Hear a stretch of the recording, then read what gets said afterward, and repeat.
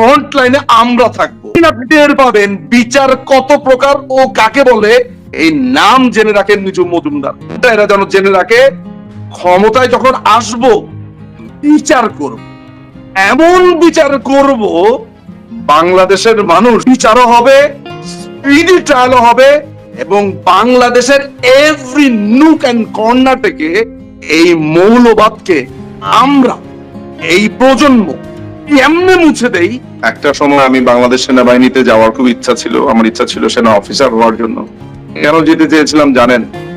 দেশমাতৃকার জন্য, দেশকে সার্ভ করবার জন্য সেনাবাহিনীতে যেতে চাইতাম, বা আমাদের বন্ধু বান্ধবরা গেছে দেশের জন্য, দেশের সার্বভৌমত্বের জন্য, এই ছিল ইচ্ছা।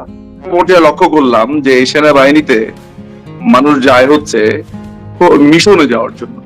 ওই মিশনে যায়, মিশনে গিয়ে কিছু ডলার কামায়, এই ডলারের জন্য। যেই দেশের সেনাবাহিনী আর এই এরকম একটা ডিসিপ্লিন বাহিনীতে যাওয়ার তার মূল উদ্দেশ্য হচ্ছে ডলার কামানো, এবং 1 বছর বা 2 বছর বা 2টা মিশনে গিয়ে তার কিছু টাকা পয়সা একটা বড় অংশ ব্যয় করে পালাটাই হচ্ছে অন্যায়।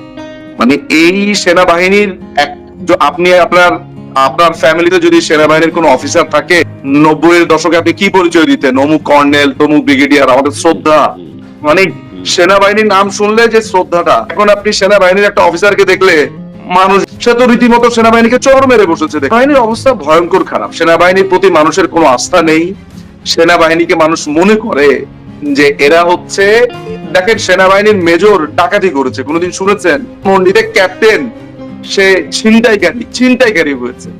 কখন? এই 5ই অগাস্টের পরে বিএনপি জামাত আমলে, সেই সময়টাতে প্রথমে বাংলাদেশে জামাতে ইসলামী 2011 সালে এই যে জঙ্গি সৈয়দ জিয়াউল হক করার ট্রাই করেছে। যে কয়েকদিন আগে জুলকারনাইন সায়ের একটা আপনার অডিও বার্তা দিয়েছে জিয়াউল হকের, সে পরিষ্কার ভাবে বলেছে যে 2011-তে সে কু করার ট্রাই করেছে, এবং সে বলেছে ওয়াকারের প্রতি তার সেই অডিওতে সে বলছে, Walker sir, I am your son, এই ধরনের সে কথাবার্তা বলছে, এবং বলছে তার ব্রিগেডে কাজ করেছি অমুকটা, আমাকে আপনি ফেরত নেন। মানে একটা জঙ্গি প্রকাশ্যে বলছে যে সে কু করার ট্রাই করেছে তার কিছু জঙ্গি বন্ধু বান্ধব নিয়ে। সেই লোকটা আবার ওয়াকারকে, আরেক জঙ্গিকে বলছে আমাকে আপনি ফেরত দেন। সন্তান সমনা। তার মানে হচ্ছে কি, যে কেউ কু করা ট্রাই করা মানে হচ্ছে সেনাবাহিনীর সবচাইতে বড় অপরাধের একটা। তাহলে তার ওই রকম জায়গা আছে বলেই সে বলছে, ওই ধরনের সিগন্যাল। এই যে চালক আছে, তার প্রকাশ্যে বলছে যে আমার বন্ধুকে আবার তার জায়গাতে রিইনস্টেট করা হোক, অর্থাৎ সে যে মেজর হিসেবে তার চাকরি বরখাস্ত হয়েছিল, মেজর হিসেবে তাকে আবার সেনাবাহিনীতে নেওয়ার পরে, এই ব্লগার হত্যাকাণ্ডের পরে, এই প্রকাশক হত্যাকাণ্ডের পরে, এই কু করার পরে, অর্থাৎ এই ধরনের একটা চাওয়া যাইতে পারে, সেনাবাহিনীর কাছে যে এই জিনিসটা চাওয়া যেতে পারে, সেই স্পেসটাও তাদের আছে।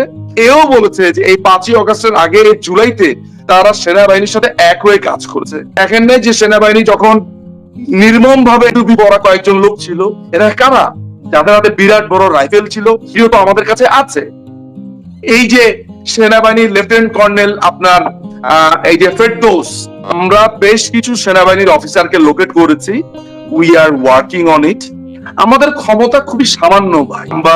এরা বিএমএ, কত লং কোর্স, এদের বাবা মা ঠিকানা সমস্ত কিছু আমরা সংগ্রহ করেছি, কারো জায়গাতে এদের নাম দিয়েছি, অপরাধের ফিরিস্তি বলছি, এবং আমরা এটা করতে থাকবো। চাকরুচ্যুত করানো এবং ভবিষ্যতে এদের ট্রায়াল আর কিন্তু ওই স্বচ্ছ আন্তর্জাতিক নিরপেক্ষ নিয়ে এই নাটক করেছিল জামাতের এই রাজা, এইসব জবাব আর হবে না। নেক্সট টাইমে এই বিচারের ফ্রন্ট লাইনে আমরা থাকবো, কারণ আমরা খুব ভালো বুঝি। ওই দিন আপনি টের পাবেন বিচার কত প্রকার ও কাকে বলে। এই নাম জেনে রাখেন নিজু মজুমদার। আসবো, বিচার করব, এমন বিচার করব বাংলাদেশের মানুষ সেই বিচার দেখে হাততালি দিবে।